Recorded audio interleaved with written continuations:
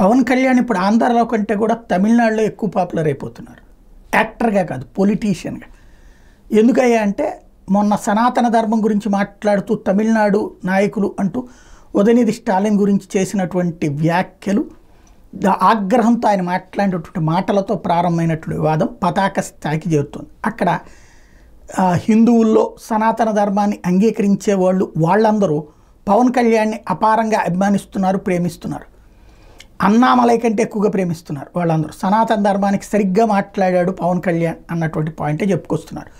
వాళ్ళల్లో అన్ని వర్గాలకు సంబంధించినటువంటి వాళ్ళు ఉన్నారు, హిందువుల్లోని అన్ని కులాలకు సంబంధించినటువంటి వాళ్ళు కూడా సమర్థిస్తూ వస్తున్నారు. అదే సందర్భంలో డిఎంకేకి సంబంధించినటువంటి ఎంపీలు, ఎమ్మెల్యేలు వీళ్ళందరూ తీవ్ర స్థాయిలో విరుచుకుపడుతూ ఉన్నారు. పవన్ కళ్యాణ్ని ఏదో అయాచితంగా లభించినటువంటి సీటు, అయాచితంగా లభించినటువంటి పదవి లాంటి వ్యాఖ్యలు చేస్తున్నటువంటి వాళ్ళ సంఖ్య గట్టిగానే పెరుగుతోంది.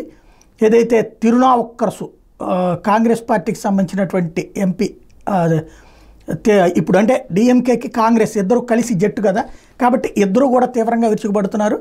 తమిళనాడు నేతలు విమర్శించే స్థాయి ఆయనకి లేదు, అంత పెద్ద నాయకుడేమీ కాదు, పవన్ రాజకీయాల్లోకి హఠాత్తుగా వచ్చిన వ్యక్తి, వీధుల్లో వెలిసే విగ్రహం లాంటోడు అంటూ తీవ్ర స్థాయిలో విరుచుకుపడుతున్నటువంటి పరిస్థితి ఉంది.